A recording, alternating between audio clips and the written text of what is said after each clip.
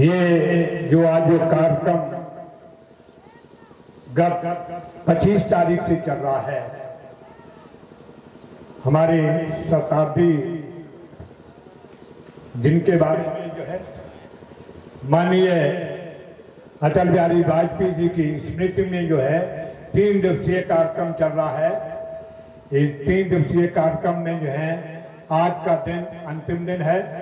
मैं वंदन करता हूँ और एक बार मैं ये चाहूंगा कि बाबा भोलेनाथ के लिए आप लोग सभी लोग ताली बजाएं। पर मंचा सिंह, डिप्टी डायरेक्टर उपनिदेशक कृषि, जिला कृषि अधिकारी महोदय,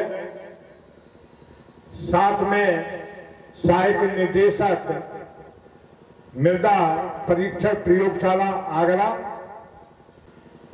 श्री केसी शर्मा जी, जो अभी उद्यान के बारे में आपसे वार्ता करेंगे, और जो संचालन का कार्य देख रहे हैं डॉक्टर राजेश पारासर जी, जिन्होंने अभी आपको घरेलू तरीके से किस तरह से हम जानवर को स्वस्थ रख सकते, माताएं बहनों और कृषि विभाग का समस्त स्टाफ, मैं इस कार्यक्रम में आप सबका स्वागत करता हूं और वंदन करता हूं। एक बार आप सबको प्रणाम करता हूं इसके लिए। अभी डॉक्टर साहब ने कहा, खेती तो हमारी वर्षों से पीढ़ियों से होती हुई चली आई है। हमारे बीच में जो किसान भाई 60 प्लस होंगे, जिनकी उम्र 60 साल से अधिक होगी, उनको ये अनुभव होगा 50 साल तक योग होता था।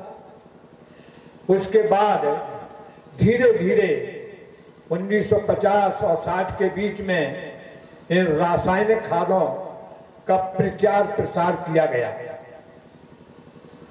और प्रचार प्रसार भी किस तरह से किया गया कि हमारे जो पूर्वज थे, विभागीय पूर्वज के लोग थे, हमसे पहले जो लोगों ने योगदान किया था, उन लोगों ने किसान भाइयों और बातों बातों में ये पता कर लेते थे कि किस किसान भाई के खेत में गेहूं है, क्या है, कब बोया है, कितने दिन हुए, इसका वो पता कर लेते थे।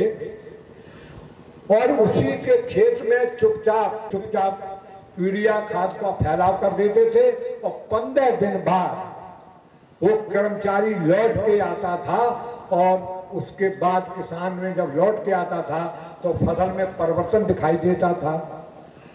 जो और लोगों, उसके बाद हाई प्रजाति जो है प्रजातियां आई, प्रजातियां आने के बाद जब प्रजातियां आई तो कीटनाशकों, कीड़ों और बीमारियों का प्रकोप भी शुरू हुआ, और जब प्रकोप शुरू हुआ तो उसके लिए तमाम तरह के रासायनिक कीटनाशकों का भी प्रचार प्रसार किया गया।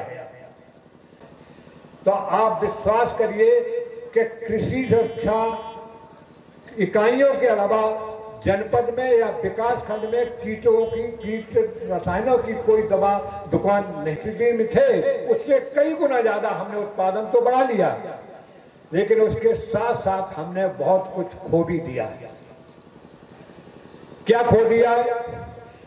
ये सबसे बड़ी बात यह है कि पहले हम स्वस्थ थे, हमारी जमीन स्वस्थ हुआ करती थी, लेकिन जमीन का स्वास्थ्य धीरे धीरे खत्म होता चला गया। अब उसके लिए सबसे बड़ी एक विडंबना की बात यह है कि आज हम आप इसको आप छोड़िए और जैविक की तरफ आइए। जैविक क्या है? जैविक का मतलब यह है कि जिसमें रासायन, पर्यावरण इतना दूषित हो रहा है कि सांस लेना भी हमको आज के जमाने में दूभर हो रहा है। इसलिए बहुत सारे किसान भाई हैं जो जैविक की तरफ आ रहे हैं।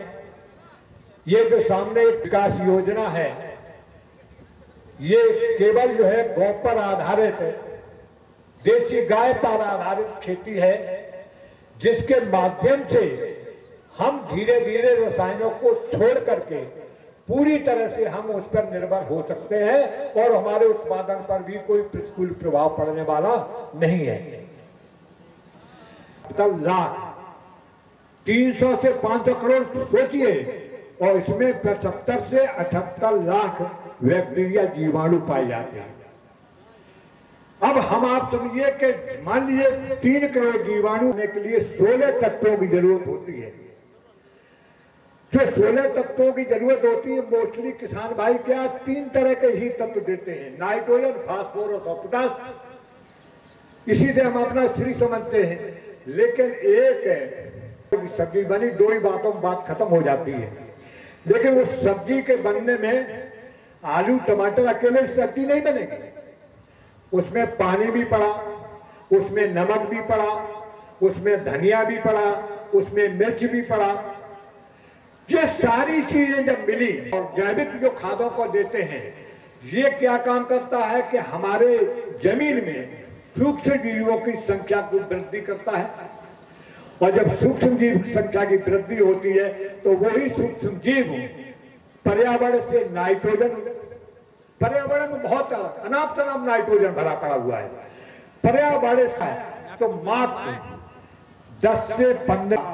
पुनः आभार प्रकट करते हुए आपको प्रणाम करते हुए अपनी बात समाप्त कर रहा हूं। बहुत बहुत धन्यवाद।